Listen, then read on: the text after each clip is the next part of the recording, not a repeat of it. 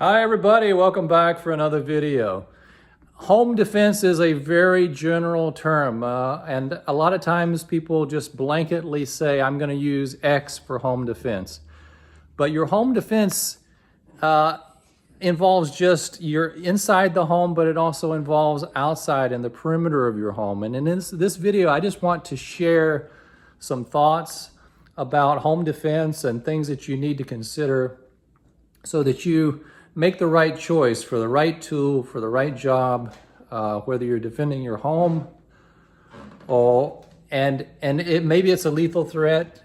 Maybe you're inside your home, you want to make sure that you use the right tool for the right job. Or if you're outside the home, maybe you want to use something else outside. So let's talk a little bit and look at the pros and cons. Everybody has their game plan. They know what they're going to do. If you're going to use a launcher, you've got your launcher staged and it's ready. And I've talked about these kind of things before. I've even talked about the different tools and what you might want to use and what you don't want to use. And I've changed over time, but I still incorporate a less lethal into my plan. Inside the home here, if it's night, my criteria is I'm going with a firearm first. But if it's daytime like this, and someone's knocking at the front door here, and I go up, and I can see I have a camera above the door up there. From the camera, I can tell if the person outside is someone that I'm expecting and how I want to be prepared. Less lethal is perfect for these daytime hours when you've got good visibility and you've got good cameras and you can see what's going on. Maybe less lethal would be fine to have ready. Now, if you're going to go answer the door, you have to make an educated decision. I'm one of those people who I don't just go answer the door for the random guy who's knocking on the door just because they want to sell me something or they want to be putting a flyer on the door. I'm not the kind of person just going to be going and opening the door all the time. That's not my approach. I just let them hang out there. I realize there's some risk to that because some people may be just scoping out your home, trying to find out if you're home or you work, and they're trying to find out more about the homeowner and their hours and things like that. So that's something that you should be aware of. But I would say a less lethal is more than practical for this kind of situation as an intermediate. You certainly don't need to be pulling a firearm just for any random person that's coming to your home. But what if there is a threat? What if you do see people outside the home and they haven't come in, but you're at home and you're afraid that they're going to break in?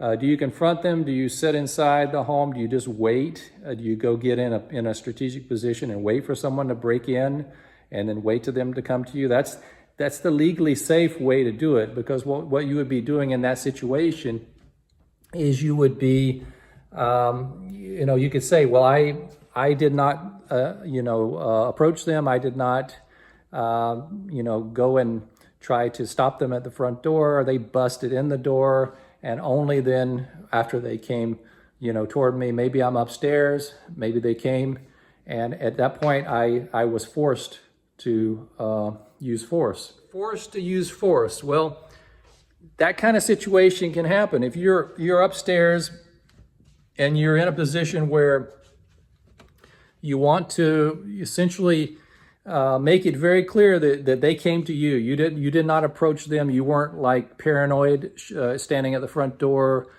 This is a person that literally broke into your home. At that point, I think you're strongly justified in using lethal force. But what about outside the home?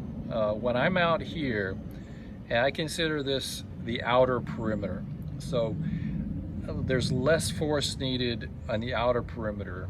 And as the perimeter is getting narrower and narrower and closer into what I consider my safest space, the amount of force is going to increase. So out here, I believe, is the ideal place where you want to use your less lethal. You might want to use a rifle format. You might want to use something with chemical rounds, pepper balls, that kind of thing. You have an area that you need to defend. I always say the back of the home is really the most important place that you really need to be protected. And I put in security measures just so I always have an eye looking. I always have ways to be able to see back in areas where you might say someone could hide. Now, the risk of a rifle launcher format is that it looks so realistic that the neighbors may freak out.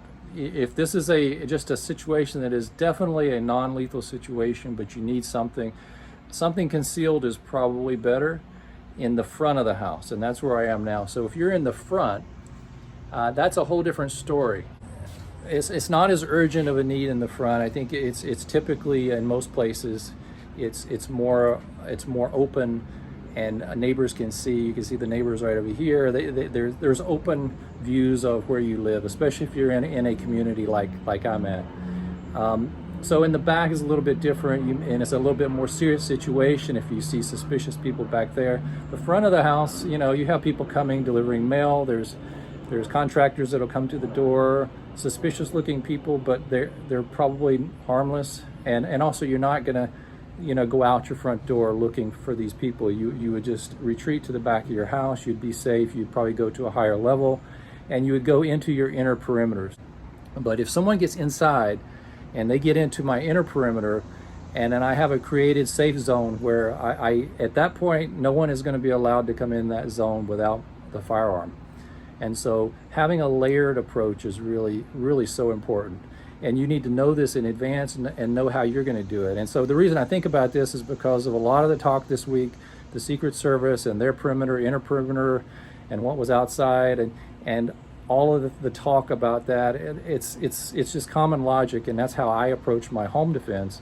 And so everyone should have a similar strategy. So think about these kind of things. Have some rings of security with different levels of force that you're willing to use at those different rings. All right, so I'm going to wrap it up with that one because I think I pretty much got my message across. Outer ring, inner ring, and then your inner sanctum, the place where you're the most safe and the most secure. That's the highest level of force, using less lethal on the outside.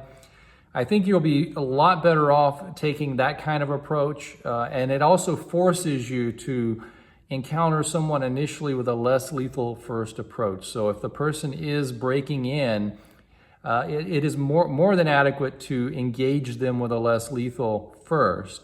And as they got closer, have handy other options and be ready for other things. And so this kind of philosophy, I think, ties in really well with all the things I've talked about in the past. It just makes a lot of sense to me. I want your feedback, though. You tell me, are there flaws in my system and how I choose to defend this home? I like to hear from you because I think everyone has their own strategy. You may not have as much area to cover. You may have a tighter area. I know some people have one level. Having a second level definitely affords a certain level of a strategic advantage, I think, in my mind. But maybe it's a disadvantage. I'd like to hear from you on that. I also like having good lines of sight from up above so that I can see around corners and I can then disappear. And I think these are kind of things that work to your advantage as well. So I look forward to hearing from you. Everybody be safe, protect your home, come up with a plan. Everybody needs a plan, and you need to revisit the plan, vet the plan, get feedback from your family members. And everybody needs to know the plan and be on the same page. It's really important for success in protecting yourself and your family. You've all got to be on the same page. You've got to communicate back and forth. I'm going to leave it there. Take care. We'll see you in the next one.